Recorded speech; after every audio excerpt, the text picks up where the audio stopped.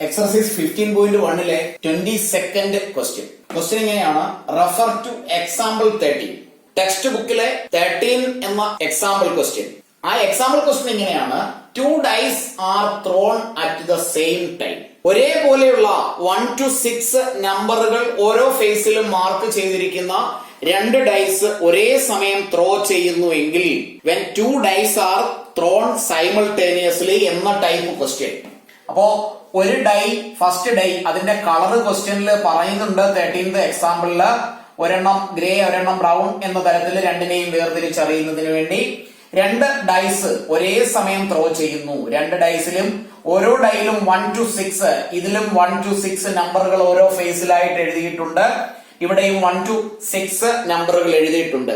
അങ്ങനെയാണെങ്കിൽ അവിടെയുള്ള possible outcomes ഏതൊക്കെയാണെന്ന് നമുക്കൊന്ന് നോക്കാം. ഫസ്റ്റ് നമ്മൾ ടോട്ടൽ ഔട്ട്കം ആണ് എഴുതേണ്ടത്. ടോട്ടൽ ഔട്ട്കം, പിന്നീട് പ്രോബബിലിറ്റി കണ്ടുപിടിക്കുന്നതിനുള്ള equation favourable outcome divided by total outcome. അപ്പോ ഇതിന് ടോട്ടൽ 6 ഫേസസ് ആണുള്ളത്, ഇതിനും 6 ഫേസസ് ആണുള്ളത്. അങ്ങനെയാണെങ്കിൽ ടോട്ടൽ ഔട്ട്കം എന്ന് പറയുന്നത് 6 into 6 which is 36. 6 into 6 36 ആണ്.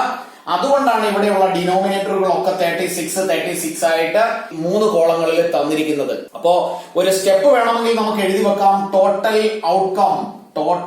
Outcome is 6 into 6 which is 36. അതായത് ഇവിടെ ക്വസ്റ്റ്യനിലുള്ള ഈ ഒരു ടേബിള് കംപ്ലീറ്റ് ചെയ്യാനാണ് നമ്മളോട് പറയുന്നത്. Complete the following table. അതില് 2 ഡൈസും ത്രോ ചെയ്യുമ്പോൾ രണ്ടിന്റെയും മുകളിൽ വരുന്ന നമ്പറുകൾ ഏതൊക്കെയാണോ ആ 2 നമ്പറുകളെ ആഡ് ചെയ്യുന്നു. സമ്മ് കണ്ടുപിടിക്കുമ്പോ കിട്ടുന്ന നമ്പറുകളെ കുറിച്ചാണ് ഇവിടെ പ്രോബബിലിറ്റിയുടെ ക്വസ്റ്റ്യൻ. അതായത് 2 ഡൈസും ത്രോ ചെയ്യുമ്പോൾ ആ 2 ഡൈസിന്റെയും മുകളിൽ വരുന്ന നമ്പറുകളെ ആഡ് ചെയ്താൽ സമ്മ് 2 ആയി വരാനുള്ള പ്രോബബിലിറ്റി അത് ആൾറെഡി തന്നിട്ടുണ്ട്, 1/36. 3 വരാനുള്ള പ്രോബബിലിറ്റി, രണ്ടും കൂടി ആഡ് ചെയ്യുമ്പോൾ 3 എന്ന സമ്മ് കിട്ടാനുള്ള പ്രോബബിലിറ്റി, അങ്ങനെ അപ് ടു 12 വരെയുള്ള പ്രോബബിലിറ്റി ആണ് കണ്ടുപിടിക്കേണ്ടത്. 8ന്റെയും 12ന്റെയും ആൻസർ തന്നിട്ടുണ്ട്. ബാക്കിയുള്ള ക്വസ്റ്റ്യന്റെ ആൻസർ കണ്ടുപിടിക്കാം, അല്ലെങ്കിൽ ഈ ടേബിൾ കംപ്ലീറ്റ് ചെയ്യുന്നതിന് വേണ്ടി പ്രോബബിൾ ഔട്ട്കംസ് ഏതൊക്കെയാണെന്ന് നമുക്കൊന്ന് എഴുതാം. അപ്പോ ഇവിടെ ഞാൻ എഴുതുന്നത് ഫസ്റ്റ് കോളത്തിൽ പേയേഴ്സ് എന്നാണ്. ഫസ്റ്റ് ഡൈയുടെ 1 ആണ് വീഴുന്നതെങ്കിൽ അതേസമയം സെക്കൻഡ് ഡൈയുടെയും 1 വീഴുകയാണെങ്കിൽ അവിടെയുള്ള പെയർ എന്ന് പറയുന്നത് 1 ആണ്. ഇനി ഫസ്റ്റ് ഡൈയുടെ 1 വീഴുന്നു, അതിന്റെ കൂടെ സെക്കൻഡ് ഡൈയുടെ 2 വീഴുന്നു. ഫസ്റ്റ് ഡൈയുടെ 1 അതിന്റെ കൂടെ 3, ഫസ്റ്റ് ഡൈയുടെ 1 അതിന്റെ കൂടെ 4, ഫസ്റ്റ് ഡൈയുടെ 1 അതിന്റെ കൂടെ 5, ഫസ്റ്റ് ഡൈയുടെ 1 സെക്കൻഡിന്റെ 6. അങ്ങനെ ഫസ്റ്റ് ഡൈയുടെ 1ന്റെ കൂടെ സെക്കൻഡ് ഡൈയുടെ ഇത്രയും പേറുകളാണ് പോസിബിൾ ആയിട്ടുള്ളത്. ഇനി ഇതിന്റെ സം എഴുതാം. ഈ 2 നമ്പറിന്റെ സം 2 ആണ്. ഇത് രണ്ടും കൂടെ ആഡ് ചെയ്താൽ 3, 4, 5, 6. അപ്പൊ നമുക്ക് ഈ കോളത്തിൽ സം എന്ന് എഴുതി വെക്കാം. അടുത്തതിൽ വീണ്ടും പേയേഴ്സ് എന്ന് എഴുതുന്നു. അപ്പൊ ഇവിടെ ഫസ്റ്റ് ഡൈയുടെ 1 ആണ് നമ്മൾ കൺസിഡർ ചെയ്തതെങ്കിൽ അടുത്തതിൽ ഫസ്റ്റ് ഡൈയുടെ 2 ആണ് വരുന്നത്. അതിന്റെ കൂടെ സെക്കൻഡ് ഡൈയുടെ 1 വരാം, 2ന്റെ കൂടെ സെക്കൻഡ് ഡൈയുടെ 2 വരാം, 2ന്റെ കൂടെ സെക്കൻഡ് ഡൈയുടെ 3, 2, 4, 2, 5 ആൻഡ് 2, 6. ഇവിടെ ഒരു കോളം എഴുതാൻ മറന്നുപോയി. 1ഉം 6ഉം കൂടി ആഡ് ചെയ്താൽ 7. ഇനി ഇതിന്റെ സമ്മുകൾ നമുക്ക് എഴുതാം. അതായത് ഈ 2 നമ്പറുകളുടെ സമ്മ് 3, 4, 5, 6, 7 ആൻഡ് 8. അടുത്ത കോളത്തില് വീണ്ടും പേയേഴ്സ് നമുക്ക് എഴുതാം. പേയേഴ്സ് ഫസ്റ്റ് ഡേയുടെ 2 വരെ നമ്മൾ കൺസിഡർ ചെയ്തു. ഫസ്റ്റ് ഡേയുടെ 3 ആണ് വരുന്നതെങ്കിൽ അതിന്റെ കൂടെ സെക്കൻഡ് ഡേയുടെ 1 വരാം, 3യുടെ കൂടെ 2 വരാം, 3 വരാം, 4 വരാം, 5 വരാം, 6 വരാം. ഇനി ഇതിന്റെ സം ആണ് അടുത്ത കോളത്തിൽ എഴുതുന്നത്. 3ഉം 1ഉം കൂടെ കൂട്ടിയാൽ 4, 5, 6, 7, 8, 9. അടുത്തത് വീണ്ടും പെയറുകൾ എഴുതുന്നു. പേയേഴ്സ് സം ആണ് അടുത്ത കോളത്തിൽ വരേണ്ടത്. ഇവിടെ നമ്മൾ 3 വരെ കൺസിഡർ ചെയ്തു. ഫസ്റ്റ് ഡേയുടെ 4ന്റെ കൂടെ 1 വരാം, ഫസ്റ്റ് ഡേയുടെ 4ന്റെ കൂടെ 2, 4, 3, 4, 4, 4, 5 ആൻഡ് 4, 6. ഇനി ഇതിന്റെ സം എഴുതാം. 4 plus 1 which is 5, 6, 7, 8, 9 ആൻഡ് 10. അടുത്ത കോളത്തിൽ അഗെയിൻ പേയേഴ്സ് ആണ് എഴുതുന്നത്. നെക്സ്റ്റ് കോളത്തിൽ അതിന്റെ സമ്മ് ഇവിടെ നമ്മൾ 4 വരെ കൺസിഡർ ചെയ്തു. ഫസ്റ്റ് ഡേയുടെ 5 ആണ് വരുന്നതെങ്കിൽ അതിന്റെ കൂടെ സെക്കൻഡ് ഡേയുടെ 1 വരാം, ഫസ്റ്റ് 5ന്റെ കൂടെ സെക്കൻഡ് 2 വരാം, 5, 3, 5, 4, 5, 5, 5, 6. ഇനി അതിന്റെ സം എഴുതിയാൽ 6, 7, 8, 9, 10. ലാസ്റ്റ് കോളം പേഴ്സ് ഇവിടെ 5 വരെ കൺസിഡർ ചെയ്തു. 6 1 വരാം, 6 2 വരാം, 6 3 വരാം, 6 4 വരാം, 6 5 വരാം, 6 6 വരാം. ഇവിടെ ഒരു സം കൂടി എഴുതാനുണ്ട്. 5 + 6 which is 11.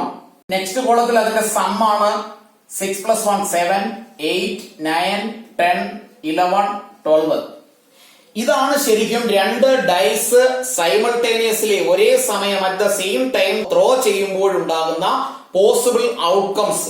അപ്പൊ ഇവിടെ സം ആണ് ചോദിച്ചിരിക്കുന്നത്. സം ഓഫ് 2 ഡൈസ് ആണ്. അതുകൊണ്ടാണ് നമ്മൾ ഈ ഒരു കോളത്തിൽ സം എന്ന് എഴുതിയത്. അതല്ല, ഇവിടെയുള്ള ക്വസ്റ്റ്യൻ മാറി. ആ സമ്മിന് പകരം പ്രൊഡക്റ്റ് എന്നാണ് ചോദിച്ചിരുന്നത് എങ്കിൽ, സം ഓഫ് 2 ഡൈസിന് പകരം പ്രൊഡക്റ്റ് ഓഫ് 2 ഡൈസ് ആണ് ചോദിച്ചിരുന്നതെങ്കിൽ, ഈ ഒരു കോളത്തിൽ ഇവിടെ നമ്മൾ സമ്മിന് പകരം പ്രൊഡക്റ്റ് എന്ന് എഴുതും. അതിനുശേഷം ഈ 1ഉം 1ഉം കൂടെ മൾട്ടിപ്ലൈ ചെയ്ത 1 ഇവിടെ എഴുതിയേനെ. അതേപോലെ ഇത് രണ്ടും കൂടെ മൾട്ടിപ്ലൈ ചെയ്താൽ കിട്ടുന്ന 1 × 2 2 എഴുതിയേനെ. 1 × 3 3, 1 × 4 4, 1 × 5 5, 1 × 6 6.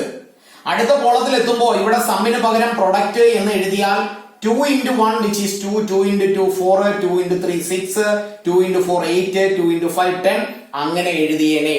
അപ്പൊ അതൊന്ന് മനസ്സിലാക്കുന്നതിന് വേണ്ടിയാണ് ഞാൻ ഇതിന് കോളമായി തന്നെ വരച്ചങ്ങ് എഴുതിയത്. ബിക്കോസ് ഇവിടെ നമ്മൾ സം ആണ് പഠിച്ചത്, ക്വസ്റ്റ്യനിൽ പ്രൊഡക്റ്റ് ആണ് ചോദിക്കുന്നതെങ്കിലും തെറ്റാൻ പാടില്ല. രണ്ട് നമ്പറിന്റെയും കൂടെ പ്രൊഡക്റ്റിനെ അങ്ങ് എഴുതി വെക്കുക, അതിനുശേഷം ആൻസർ ചെയ്യുക. അപ്പൊ ഇവിടെ സ്റ്റെപ്പ് എഴുതി വേണമെങ്കിൽ നമുക്ക് 1 by 1 ആയിട്ട് ക്വസ്റ്റ്യന്റെ ആൻസർ ചെയ്യാം. എന്നാൽ ഇവിടെ നമുക്ക് എന്റെ ബോർഡിൽ അത്രയും സ്ഥലമില്ലാത്തത് കൊണ്ട്, സ്പേസ് ഇല്ലാത്തത് കൊണ്ട് നമുക്ക് ഡയറക്റ്റ് ആൻസറിലേക്ക് പോകാം. ചോദിച്ചിരിക്കുന്നത് ഇതാണ്. രണ്ടാമത്തെ ക്വസ്റ്റ്യന് രണ്ട് ഡൈയുടെയും കൂടി സം 3 കിട്ടാനുള്ള പ്രോബബിലിറ്റി എന്താണ്? എന്തായാലും ഡിനോമിനേറ്റർ 36 തന്നെയാണ്. Because total outcome is 36. ഇനി നമുക്ക് how many ടൈംസ് സം 3 ആയി വരുന്നു എന്ന് നോക്കാം. ഇവിടെ ഒരു 3 വരുന്നുണ്ട്, ഇവിടെ ഒരു 3 വരുന്നുണ്ട്. അതല്ലാതെ കൊണ്ട് അടുത്ത കോളത്തിൽ 4 ആണ് സ്റ്റാർട്ട് ചെയ്യുന്നത്. അതുകൊണ്ട് 3 വരാനുള്ള പ്രോബബിലിറ്റി 3 രണ്ടിടത്ത് മാത്രമേ വരുന്നുള്ളൂ. അപ്പൊ നമുക്ക് 2/36 എന്ന് എഴുതാം. തൽക്കാലം അത് എഴുതി വെക്കാം. അതിനുശേഷം ഈ ടേബിൾ റബ്ബ് ചെയ്തതിന് ശേഷം നമുക്ക് അതിനെ സിംപ്ലിഫൈ ചെയ്ത് അതിന്റെ ഫൈനൽ ആൻസർ എഴുതാം. മനസ്സിലാക്കുക എന്നുള്ളതാണ് പ്രധാനം. അടുത്തതിൽ 4 ആണ് ചോദിച്ചിരിക്കുന്നത്. അപ്പൊ ഇവിടെ ഒരു 4 ഉണ്ട്, ഇവിടെ ഒരു 4 ഉണ്ട്, ഇവിടെ ഒരു 4 ഉണ്ട്. That means total 3 times sum 4 ആയി വരുന്നു. 3/36. അതിനെയും നമുക്ക് പിന്നീട് സിംപ്ലിഫൈ ചെയ്യാം. നെക്സ്റ്റ് വൺ 5 ആണ്. ഇവിടെ ഒരു 5 വരുന്നുണ്ട്, ഇവിടെ ഒരു 5 ഉണ്ട്. സമ്മായി ഇവിടെയും ഒരു 5 ഉണ്ട്, ഇവിടെ ഒരു 5 ഉണ്ട്. That means 1 2 3 4 times. അപ്പൊ നമുക്ക് എഴുതി വെക്കാം 4/36. അടുത്തത് 6 ആണ് ചോദിച്ചിരിക്കുന്നത്. 1 2 3 4 5 ടൈംസ് 5/36. ഇവിടെ ഒരു കാര്യം ശ്രദ്ധിച്ചാൽ മനസ്സിലാകും. ഈ നമ്പർ 1 2 3 4 5 എന്ന് ഇൻക്രീസ് ആയി പോവുകയാണ്. അങ്ങനെയാണെങ്കിൽ ഇവിടെ 5/36 ആണ്. അതുകൊണ്ട് ഇവിടെ എത്രയാണെന്നുള്ളത് നമുക്കൊന്ന് നോക്കിയിട്ട് മാത്രം എഴുതാം. സം 7 ആയി വരിക. 1 2 3 4 5 6 ടൈംസ് ആണ് വരുന്നത്. അപ്പൊ നമുക്ക് എഴുതി വെക്കാം 6/36. 8 5 ടൈംസ് ആണ്. അത് കറക്റ്റ് ആണോ എന്ന് നമുക്കൊന്ന് ചെക്ക് ചെയ്യാം. ഇവിടെ 1 2 3 4 5 ടൈംസേ ഉള്ളൂ. 8 കറക്റ്റ് ആൻസർ ആണ്. അടുത്തത് നമുക്ക് 9 നോക്കാം. ഈ ഒരു സമ്മിന്റെ കോളത്തിൽ 9 ഇല്ല, ഇവിടെയും 9 ഇല്ല. ഈ ഒരു കോളത്തിൽ 1s, ഈ ഒരു കോളത്തിലും 1 1 2 3 and 4. അഗൈൻ 4/36 എന്ന് എഴുതാം. ഇനി 10 നോക്കാം. ഇവിടെ 10 എന്ന നമ്പർ ഇല്ല. നെക്സ്റ്റ് ഇവിടെ നോക്കിയാൽ ഇവിടെ ഒരു 10 1 2 and 3 ടൈംസ്. അപ്പൊ 3/36 എന്ന് എഴുതാം. നെക്സ്റ്റ് 11 സം ആണ് ചോദിക്കുന്നത്. ഇവിടെ 11 ഇല്ല, ഇവിടെ 1 and 2. That means 2/36. അങ്ങനെയാണെങ്കിൽ at the same time 2 dice are thrown എന്ന തരത്തിലുള്ള ക്വസ്റ്റ്യനിൽ പോസിബിൾ ഔട്ട്കംസ് ഒന്ന് എഴുതി വെച്ച് ടേബിൾ ക്ലിയർ ആക്കി ചെയ്യുകയാണെങ്കിൽ തെറ്റാനുള്ള പ്രോബബിലിറ്റി കുറവാണ്, തെറ്റാനുള്ള ചാൻസ് കുറവാണ്. 5 മാർക്ക് ക്വസ്റ്റ്യൻ ആണെങ്കിൽ ഫുള്ള് മാർക്ക് കിട്ടുകയും ചെയ്യും. ഇനി നിങ്ങൾക്ക് ഈ ടേബിൾ റബ്ബ് ചെയ്തതിന് ശേഷം ഈ ആൻസറിനെ ഒന്ന് സിംപ്ലിഫൈ ചെയ്ത് പ്രോബബിലിറ്റി ആയതുകൊണ്ട് ഡിനോമിനേറ്ററും ന്യൂമറേറ്ററും അഥവാ ഏതെങ്കിലും കോമൺ നമ്പർ കൊണ്ട് ഡിവൈഡ് ചെയ്യാൻ കഴിയുന്നുവെങ്കിൽ അത് ഡിവൈഡ് ചെയ്തതിന് ശേഷം ഫൈനൽ ആൻസർ എഴുതാവൂ. ഇനി നമുക്ക് ഈ ഓരോ പ്രോബബിലിറ്റിയും സിംപ്ലിഫൈ ചെയ്യാൻ പറ്റുന്നതിനെ സിംപ്ലിഫൈ ചെയ്ത ആൻസർ എഴുതാം. 1/36 ഫൈനൽ ആണ്, അതിനെ അങ്ങനെ തന്നെ എഴുതാം. 2/36നെ സിംപ്ലിഫൈ ചെയ്യാം. 2ഉം 2ന്റെ മൾട്ടിപ്പിൾസ് ആണ്. 1/18 എന്ന് എഴുതാം. 3/36 രണ്ടും 3യുടെ മൾട്ടിപ്പിൾ ആണ് 1/12 എന്ന് എഴുതാം. രണ്ടും 4ന്റെ മൾട്ടിപ്പിൾസ് ആണ് 1/9 എന്ന് എഴുതാം. 5/36 കോമൺ മൾട്ടിപ്പിൾസ് ഒന്നുമില്ല, അതുകൊണ്ട് ഫൈനൽ ആൻസർ 5/36. 6/36 1/6 എന്ന് എഴുതാം, രണ്ടും 6ന്റെ മൾട്ടിപ്പിൾസ് ആണ്. Again 5/36 same. Again ഇതിനെ നമുക്ക് 1/9 എന്ന് എഴുതാം. ഇവിടെ 1/12, 1/18, 1/36. അപ്പൊ ഫൈനൽ ആൻസറിന്റെ ടേബിൾ കൂടി ആയി. ഇനി ഈ ക്വസ്റ്റ്യനില് ഒരു സെക്കൻഡ് ക്വസ്റ്റ്യൻ ഉണ്ട്. A student argues that there are 11 possible outcomes 2, 3, 4, 5, 6, 7, 8, 9, 10, 11 and 12. Therefore each of them has a probability 1/11. Do you agree with this argument? Justify. അപ്പോ സെക്കൻഡ് പാർട്ടായിട്ട് ഒരു സ്റ്റുഡന്റ് ആർഗ്യൂ ചെയ്യുന്നതാണ്.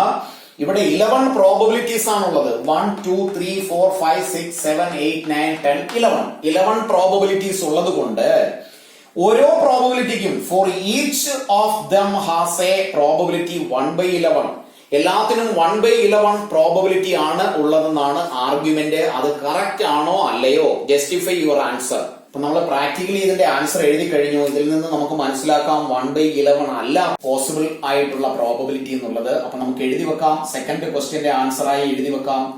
No, 1/11 is not the probability for each of dum.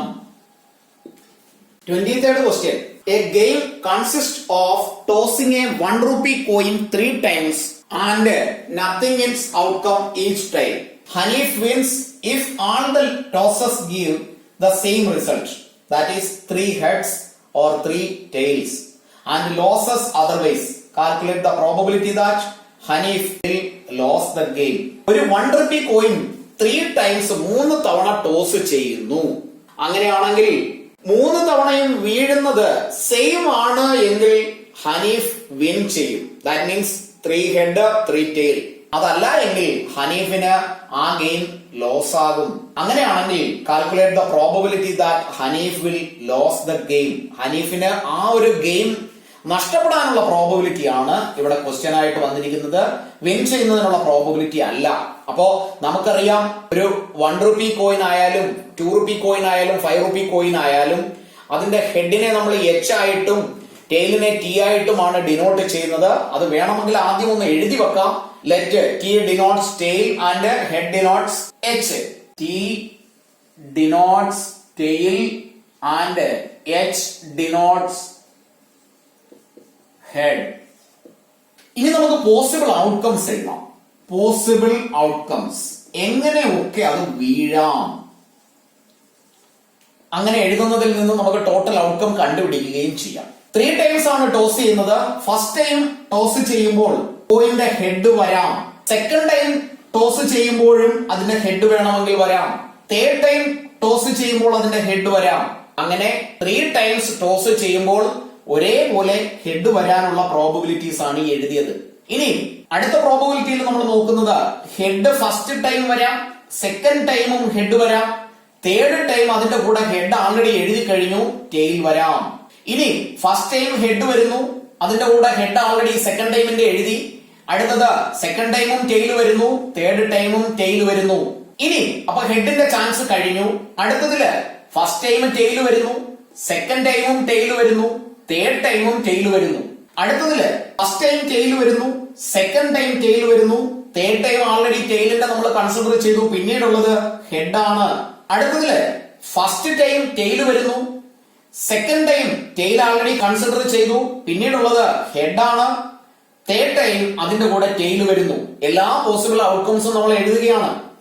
Next കേസില് first ചാൻസില് tail വരാം, second ചാൻസിൽ head consider ചെയ്തു, അതിന്റെ കൂടെ third ചാൻസിലും head വരാം. ഇനി ഒരു ചാൻസ് കൂടിയേ ഉള്ളൂ കൺസിഡർ ചെയ്യാൻ. ഹെഡ് ടെയില് ഹെഡ് എഴുതി കഴിഞ്ഞതിന് ശേഷം ഒരു പ്രാവശ്യം റീചെക്ക് ചെയ്യുക, ഏതെങ്കിലും ഒരു കേസ് റിപ്പീറ്റ് ചെയ്തു വരുന്നുണ്ടോ എന്ന്. 3 ടൈംസ് ഹെഡ് റിപ്പീറ്റ് ചെയ്യുന്നില്ല, ഹെഡ് ഹെഡ് ടെയില് വേറെ എങ്ങും എഴുതിയിട്ടില്ല, ഹെഡ് ടെയില് ടെയില് വേറെ എങ്ങും എഴുതിയിട്ടില്ല. ഇവിടെ ടെയില് ടെയില് ഹെഡ് ആണ് എഴുതിയിരിക്കുന്നത്. ഇത് രണ്ടും സെയിം ചാൻസ് അല്ല, അത് മനസ്സിലാക്കുക. അങ്ങനെയാണെങ്കിൽ നമുക്കിവിടെ വേണ്ടത് ഹനീഫ് വിൻ ചെയ്യുന്ന പ്രോബബിലിറ്റി അല്ല, അയാൾ ആ ഗെയിമില് ഫെയിൽ ആകുന്ന അല്ലെങ്കിൽ ആ ഗെയിം അയാൾക്ക് ലോസ് ആകുന്ന പ്രോബബിലിറ്റി ആണ് വേണ്ടത്. അപ്പൊ നമുക്കിവിടെ എഴുതി വെക്കാം. ഫസ്റ്റ് നമ്മൾ എഴുതുന്നു therefore ടോട്ടൽ ഔട്ട്കം, ആകെയുള്ള ഔട്ട്കംസ്, എല്ലാ ഔട്ട്കംസും നമ്മൾ എഴുതി വെച്ചു. ടോട്ടൽ ഔട്ട്കം 1 2 3 4 5 6 7 8 ആണ്.